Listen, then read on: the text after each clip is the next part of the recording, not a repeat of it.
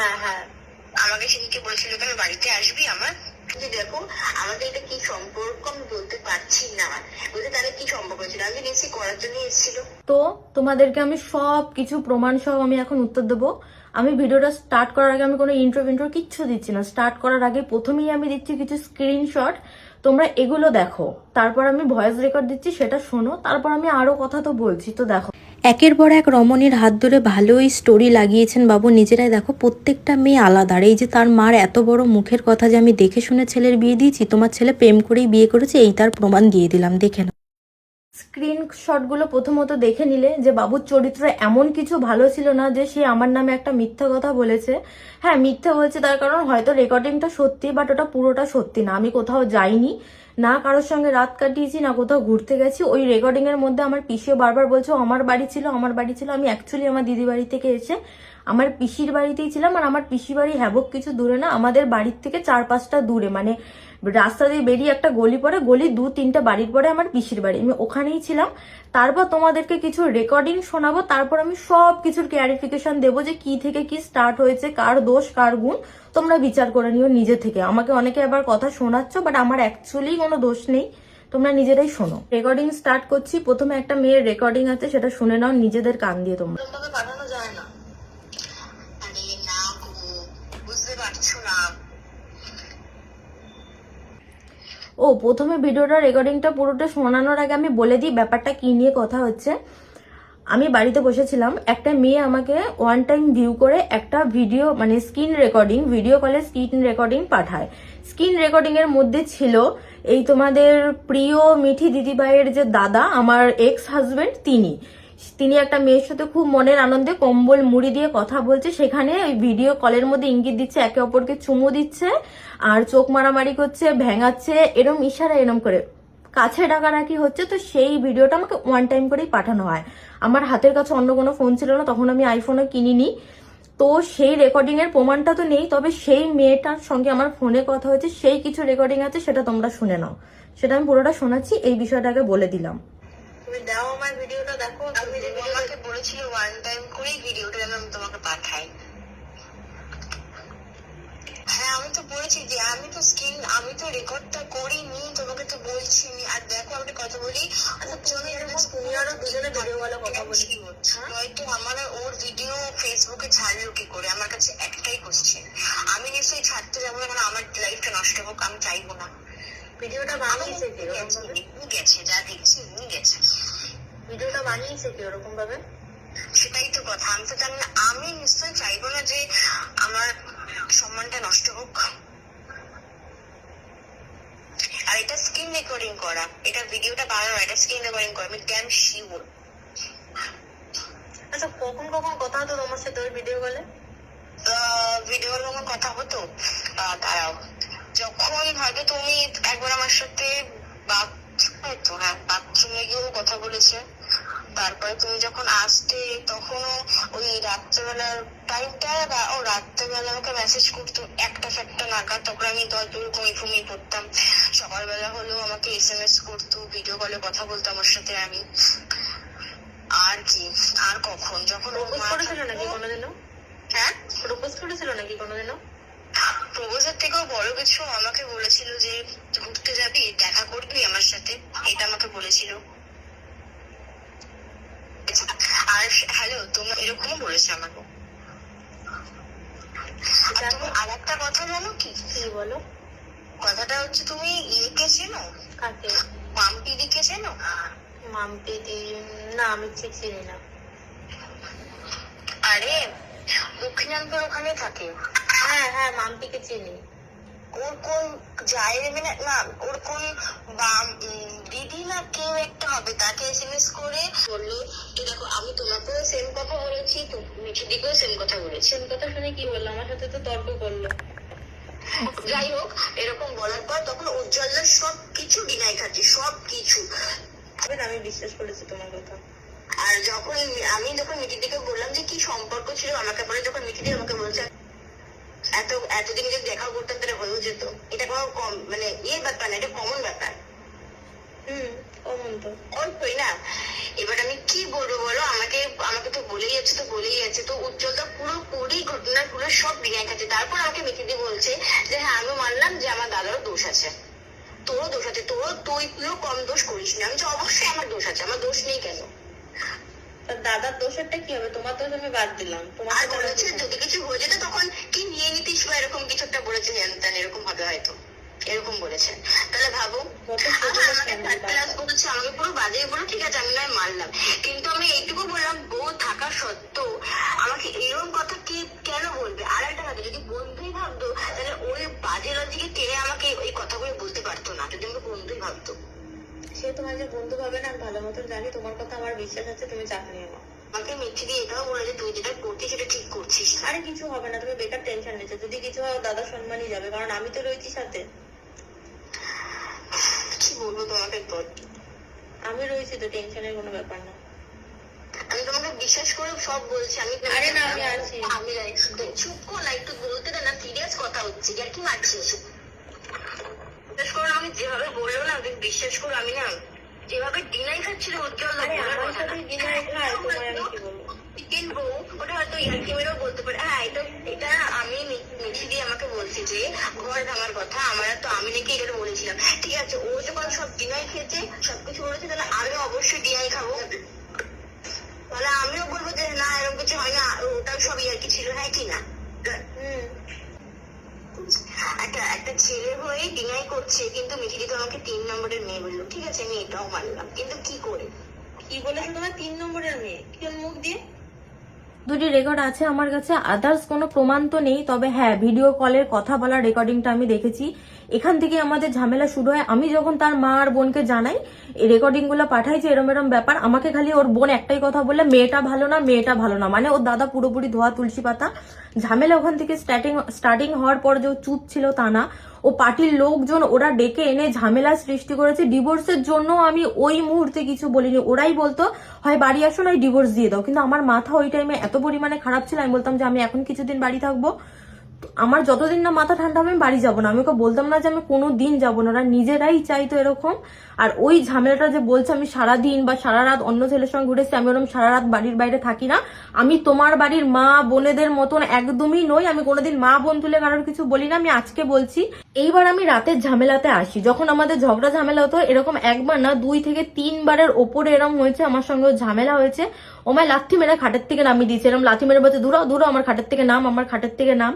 যেহেতু আমার বাবা খাট দেয়নি আমাকে, এসব সোনারই ছিল, তো আমি নিচে এসে শুয়েও পড়তাম। এক পাশে ওদের বাড়ির যে রিও আছে সেই রিও শুয়ে থাকতো, আমি নিচে আরেক সাইডে, আমার নিচে কোনো কম্বল থাকতো না, একটা বড় কম্বল নিতাম, সেটাই গায়ে দিয়ে নিচে পেঁচিয়ে একাই শুয়ে থাকতাম। সারা রাত আমার দেখতেও আসতো না, তুলতেও আসতো না। সে তো তখন অন্য মেয়ের সঙ্গে ভিডিও কলে চ্যাট করতে ব্যস্ত থাকতো। তুমি এখন আমায় এসে বলছো যে আমি এই করেছি, কে সহ্য করবো, ওই করবে, সহ্য আমিও অনেক করেছি চাঁদু, সেসব কথা এখন আমি সমস্ত কিছু বলবো তোমাদের।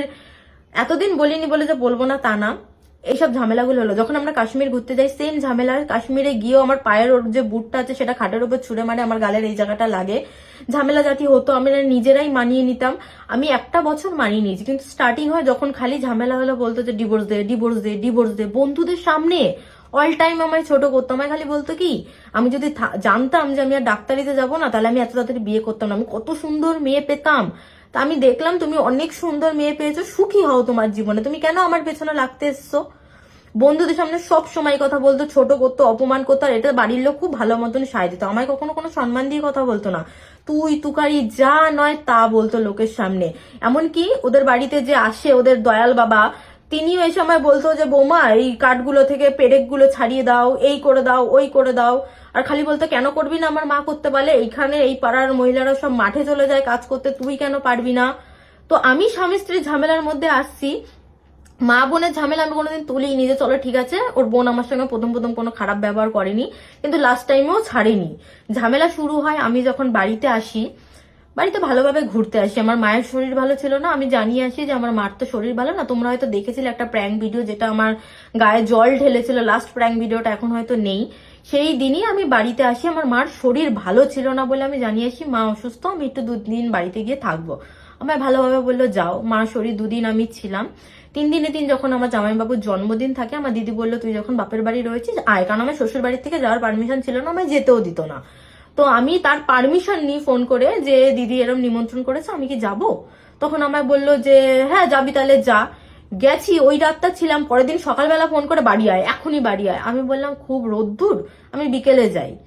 ও বললো না তোর ভিডিও করতে হবে, কোনো হুঁশ নেই তোর, এই নেই সেই নেই। ও সে ফোনটা কাটলো, তার বোন সাথে সাথে ফোন করে গরম নিল, তোমার কোনো হুঁশতাল নেই, আমি জানি তুমি কালকেই বাড়ি আসবা, এখনো বাড়ি আসোনি, তোমার কোনো হুঁশজ্ঞান নেই যে ভিডিও বানাতে হয়, এই করতে হয়। সে ফোনটা কাটলো, আমি কোনো একটা উত্তর দিইনি তখনও। তারপর তার দাদা ফোন করে বলে কি তোর বাড়ি আসতে হবে না, তুই আমায় ডিভোর্স দে, ডিভোর্স। ওই সময় আমার যায় মাথাটা গরম হয়, আমি বলি ঠিক আছে আমি ডিভোর্স দিয়ে দেবো, কোনো ঝামেলাঝাটির কোনো ব্যাপার নেই।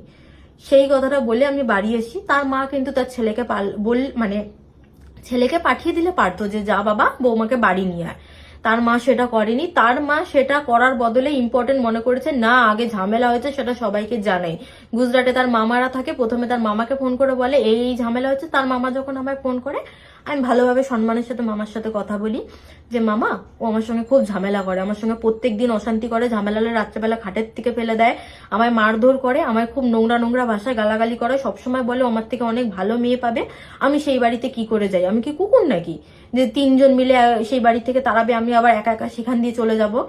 তো এই ঝামেলার পরে সে আবার ফোন করে আসবি না তো আমার সংসার, আসবি না তো? আমি আগের মাথায় বলি যে না আমি যাব না। বললো ঠিক আছে তাই রাখ, তুই ডিভোর্স পেপার পাঠিয়ে দিস। আমি রাজি হই। তো তারপরে এক সপ্তাহ ওপরে হয়ে গেছে, তাদের কোনো হোশ জ্ঞান নেই, নিজেরা নিজেরা বেশ দিব্যি ভিডিও বানাচ্ছিল। এখন পয়েন্ট হচ্ছে এটা, তোমরা যখন নিজেরা নিজেরা ভিডিওটা বানাতেই পারবা, তাহলে ওই একটা দিন জাস্ট কিছু ঘন্টার জন্য তোমাদের কি এমন অসুবিধা হয়ে গেছিল যে আমি একটু দিদি বাড়িতে ছিলাম। বাড়ি আসি, তার মা পাঠায় না, এক সপ্তাহ পর হঠাৎ একদিন আসে, যখন দেখে না অনেক দূর ব্যাপার এগিয়ে যাচ্ছে, আমি কোনো কন্ট্যাক্টই রাখছি না, তারপর সে আমায় নিতে আসে তার একটা বন্ধুকে নিয়ে। বললো চল চল অনেক হয়েছে বাড়ি চল, যা হয়েছে হয়েছে বাড়ি চল। আমার রাগ ছিল, অনেক রাগ তখন, আরো আগের তো ঝামেলা ছিলই। আমি তখন বলি যে না আমি যাব না। আমায় 2 থেকে 3 বার জোর করে যাওয়ার জন্য, এর বেশি না। আমি বলি যে না আমি ফাইনাল ডিসিশন যাবো না। আমায় বলে আমি কিন্তু আর জীবনও নিতে আসতে পারবো না, এরম ভাবে। বললাম ঠিক আছে আমি তো যাবো না, না করে দিয়েছি। তার ব্যাগে আমি জামা প্যান্ট ভরে নিয়ে আসি বাপের বাড়ি আসার জন্য। সে বলে তুই যাবি না তো আমার ব্যাগটা দে। সে তার ব্যাগটা ফেরত নিয়ে চলে যায় বাড়িতে। সে আমার জন্য আসেনি, সে তার ব্যাগটা ফেরত নিয়ে ডাইরেক্ট বাড়ি চলে যায়। তারপরেও কিছুদিন আসেনি। তারপর তার বোনেরা বললো, তার বোন আমায় মেসেজ করলো যে দেখো এগুলো ঠিক হচ্ছে না, দাদা আর মা টেনশনে রয়েছে, বাড়ি আসলে বাড়ি আসো, আর তোমার যদি না আসছে আমরা গ্রামে থাকি যে তুমি 1 মাস বাপের বাড়ি গিয়ে পড়ে থাকবে এরকম হবে না, তাহলে তুমি ডিভোর্স দিয়ে দাও, হয় বাড়ি আসলে বাড়ি এসে সংসার করো, নয় তুমি ডিভোর্স দিয়ে দাও। তার বোনেরও এটাই কথা ছিল। তখন আমি ডিভোর্স দিতে রাজি হইনি। তারপরে তারা ঠিক করে তার মাকে নিয়ে একদিন নিতে আসে। তারপর ঠিক হয় যে হ্যাঁ আমি বাড়ি যাব ভোটের পর, ভোটের পর বাড়ি যাব। এই কথাটা কিন্তু ঠিক হয়ে যায়। ভোটের আগের দিন আমারই এক ফ্রেন্ড আছে, ফ্রেন্ড না অ্যাকচুয়ালি আমাদের সম্পর্ক রিলেটিভের মধ্যে পড়ে, আমি তার বাড়ি যাই রত্তলায়। সেখানে যাওয়ার পর সে কি করে, তার যে রয়েছে আর কি বললাম এইমাত্র দয়াল বাবা সামথিং দয়াল কাকু, উনি আমাকে দেখে কারণ নাকি একটা বাইকে করে যেতে, সে বাড়িতে গিয়ে জানায় আমাকে নাকি কার বাইকে করে যেতে দেখেছে, খুব তুমুল অশান্তি। সে কি করে তার বাড়ির সামনে গিয়ে সারাটা দিন দাঁড়িয়ে থাকে, তুই কোথায় আছিস এখনই দেখা। আমার সেদিন হয়ে যায় মেন মাথা গরম, এত কি লোকের কথায় নাচা। আমি যেখানে কোথাও যাইনি কিছু করিনি, শুরুর থেকে একটা তালে রয়েছে, যেহেতু আমার কাছে কিছু রেকর্ডিং ছিল সেই কারণে ওরা ভয় পেত আর এরকম বলতো, আর খালি বলতো ভিডিওটা নষ্ট হয়ে যাবে। তার বোনের আরেকটা কথা ছিল, তার বোন বলতো কি দেখো ঝামেলা তো হয়, তুমি বাড়ি চলে এসো, দাদার সঙ্গে থাকতে ইচ্ছে নয় তুমি আমার সঙ্গে থাকো, কিন্তু এরকম করো না, সোশ্যাল মিডিয়ায় সবাই চেনে জানে ঝামেলা জাটি হবে। তাদের জন্য সোশ্যাল মিডিয়াটা অনেক ইম্পর্টেন্ট ছিল। আমি তখনও বলি যে না আমি যাব না, তো দাদা এরম করে ও কখনো শুধরাবে না। সে যখন অন্য মেয়ের সাথে কথা বলা স্টার্ট করে দিয়েছে, তার মধ্যে নোংরা নোংরা ভাষাগুলো তো তুমি শুনলেই। তারপরে তারা পার্টির লোক জানায়, পার্টির লোক নিয়ে 20-25 জন মতন লোক আমার বাড়িতে হুট করে চলে আসে। আমরা জানি বড়রা বড়রা কিছু একটা আলোচনা হবে, 20-25 জন লোক মিলে যখন আসে আমি তো অবাক যে ছোট থেকে বড় সবাই চলে এসে, এরকম একটা কথায় এত লোক কি করে আসে। তখন তারা আসে, আসার পর ঝামেলা জাতি হয়। সেখানে ওই দামরা একটা এমন একটা কথা বলে দিয়েছে যে ওখানে বলার কিছু নেই। সে দামরা তো মাতাল 1 নম্বরের, মদ খাবে, বিড়ি খাবে, সিগারেট খাবে, সব খাবে, কোনো বউ সে সহ্য করবে না। সারাদিন বাইরে বেরাবে, ঘুম থেকে উঠে সারাদিন ফ্রি ফায়ার গুতাবে, বাড়ি এসে বউ মারবে, বউর সঙ্গে অশান্তি করবে। আমি ওরম ছেলের সঙ্গে কি করে সারা জীবন থাকতে পারবো? সবাই সহ্য করলে, যে সহ্য করতে পারে পারে, আমার সহ্য ক্ষমতা কম, আমি পারিনি। আমি মনে করেছি নিজেকে বাঁচানোটা বেটার ওর থেকে, কারণ এই মানুষ কখনো শুধরাবে না। সেই মানুষের কথা এবার বলি, অতগুলি লোকের সামনে একটাই কথা বলে, ও তো বিয়ের আগে থেকেই জানে আমি সিগারেট খাই, তাহলে আমি ওর কাছে যেতে গেলে কেন আমায় কাছে যেতে দেয় না? সেম এই মেয়েটাকেও বলেছে আমার বউ পারে না। এগুলো কি ধরনের, কোন ভদ্র সভ্য পরিবারের ছেলেরা এইসব কথাবার্তা বলে বেড়ায়? সে যে আমায় এত বলছে, আর ওই ভিডিও রেকর্ডিং এর মধ্যে আমার পিসি বারবার বলছে আমার বাড়ি ছিল। তারপরে আমি জানি না, কিন্তু সেদিন সে রেকর্ডিং অন করে এসেছিল, ঝামেলা অনেক হয়েছে, তার আগে মাথাটা গরম ছিল, যে যা পেরেছে বলে গেছে। সে আমায় কোনোদিন বাপের বাড়ি আসার আগে একটা টাকা হাতে দেয়নি যে নাও তুমি একটা টাকা কি 500 টাকা অন্তত নিয়ে যাও, বাপের বাড়ি যাচ্ছ। বলতো বাপের বাড়ি গেলে কি টাকা লাগে, সে আমার একটা জিনিসের খরচাপাতি দিত না। ইভেন আমাদের ডিভোর্সের ফার্স্ট সাইনটা যখন হয়, ফাইনাল সাইনের আগে, তার বাড়ির থেকে কিছু জিনিসপত্র আমার পাঠানো, সামথিং আমার বাড়ির থেকে দেওয়া যে সোনার জিনিসগুলো আছে সেইগুলো। তো সেখানে আমার জামা কাপড় ছিল, অনেক জামা কাপড় আমি কিনেছি, ওখানে নিজের টাকায় কেনা, স্পন্সর করতাম। আমি একদমই যে কামাতাম না তা না, সবার সাথে আমি কামাতাম। আমি যখন বলি যে আমার এই জামা প্যান্টগুলো, আমার ছেঁড়া বেড়া 100-150 টাকা ছেঁড়া বেড়া জামা প্যান্টগুলো পাঠিয়েছে, যেগুলো কিন্তু তারা কিনে দিয়েছে, সেগুলো পাঠিয়ে দিয়েছে। কিন্তু যেগুলো আমার টাকায় ভালো জিন্স বা ড্রেস আছে, সেগুলো দেখি মাঝে সাঝে পরে আমি নাচতে, তো সেগুলো আমায় পাঠানো হয়নি। তুমি যে বলে আমার দাদার টাকায় কেনা, আমি তাও কিছু বলি না, বললাম ঠিক আছে রাখ, ঝামেলা যাতে আমি তখনও করতে চাইনি। আমি নিজের মতন যখন সবসময় চুপ ছিলাম, তাহলে তোমরা কেন আমায় পোক করছো? এখন সবাই আমায় এসে কমেন্ট করবে যে আমি ধোয়া তুলসী পাতা না, আমি এই না সেই না, ধোয়া তুলসী পাতা কেউ না। আর একটা কথা, আমার যখন শরীর খারাপ হতো না ওই বাড়িতে, ওরা তো ছিলই ভণ্ড ডাক্তার, আমায় ডাক্তার দেখাতো না। আমি একবার পেটে ব্যথায় খুব, আমি হয়তো অনেক মোটা হয়ে গেছিলাম আগে, তোমরা অনেকেই দেখেছো, এখনো একদম রোগা নই। আমার শরীরে জল ঢুকে গেছিল, তারপর ডাক্তার দেখানোর পর আলট্রাসোনোগ্রাফি করার পর বলেছিল একটু সিস্টেরও প্রবলেম আছে, মানে একটা গার্ড মতন তৈরি হয়ে গেছে। তার আগে আমার তুমুল পেটে ব্যথা, আমার কিন্তু ডাক্তার দেখানি, তারা নিজেরা স্লাইন দেবে, নিজেরা ওষুধ এনে দেবে। তারপরে যখন আমি সুস্থ হচ্ছিলাম না, ওদের এক কথা বাপের বাড়ি যাওয়ার জন্য এরম করছে। মানে আমার অসুস্থতা যখন হতো, আমার যখন শরীর খারাপ লাগতো, এটাই বলতো আমি বাপের বাড়ি যাওয়ার জন্য নাটক করছি, আমি ডক্টর না দেখালে ঠিক হবো না, ওদের উপর আমার বিশ্বাস নেই। অথচ তারা আমার সঙ্গে অনেক অত্যাচার হয়েছে। এখন বলতে গেলে হয়তো এগুলো আমার আসছেও না, যেহেতু 1-1.5 বছর আগের কথা, আমি এখন কি বলবো তোমাদেরকে। যাই হোক, বাকি কথা পরে হবে। আমার আর ভালো লাগছে না এই নিয়ে বেশি টানা হেঁচড়া করতে, এখনো পর্যন্ত এত দূর।